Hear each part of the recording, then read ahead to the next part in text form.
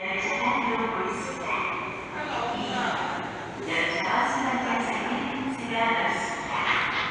타고 내리실 때 발이 빠지지 않도록 주의하시고 안전하게 넣는 곳 주의를 무리하게 하지 마십시오.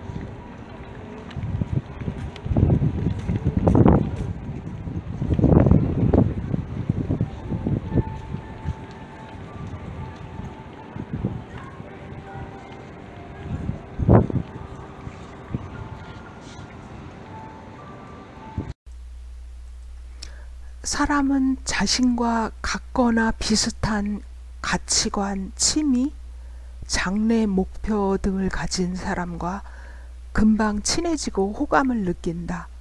그 이유는 자신과 닮은 사람은 자신을 긍정해 줄 것이라고 믿기 때문이다. 그러니 친구를 사귀려거든 취미를 다양하게 개발하고 오픈마인드를 가져야 할 듯하다.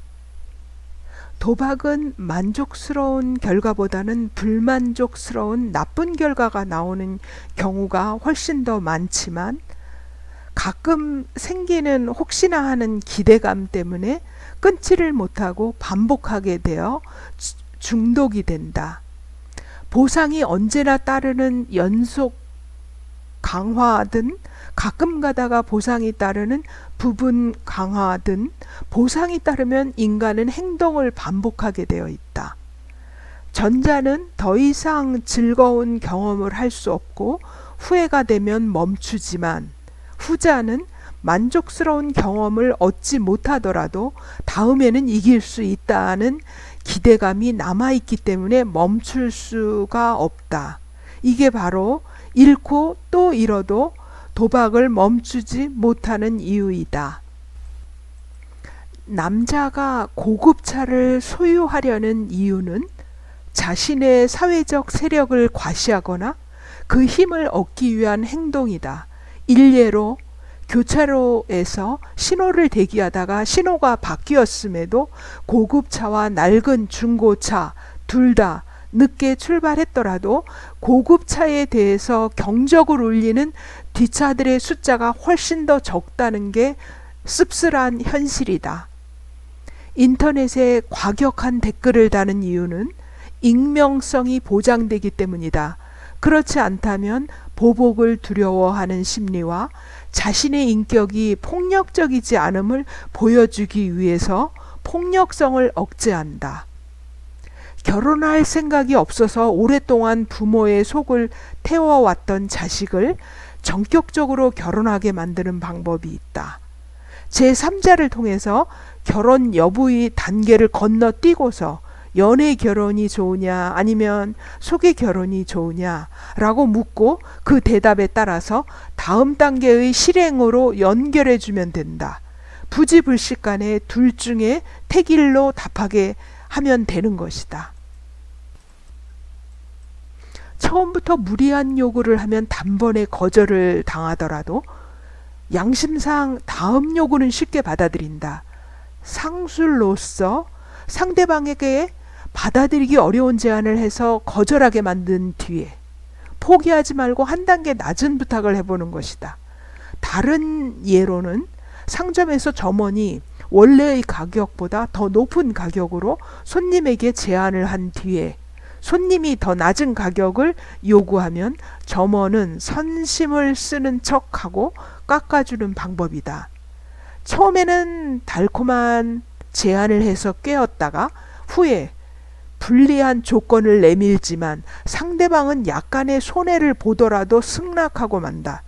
인터넷 포탈에서 노트북이나 자동차를 준다는 첫 화면을 띄우고서 막상 손님이 클릭해보면 여러 불리한 조건들을 들이민다. 회원 가입을 하는 게 넘어가는 그 첫 단계다. 우울증에 걸리기 쉬운 성격은 집착하는 기질과 관계가 있다. 예를 들어 일 중독, 완벽성, 꼼꼼함, 책임감 등이 강하면서 유연성이 부족하고 속임수가 통하지 않으며 의리가 강한 사람이 우울증에 걸리기 쉽다. 주변에서 신뢰받는 성실한 사람일수록 스트레스를 받기 쉽고 어떤 일을 계기로 우울증이 쉽게 걸린다. 애써서 농담을 던져도 자중을 경직되게 만들고 분위기를 가라앉히는 사람이 있다.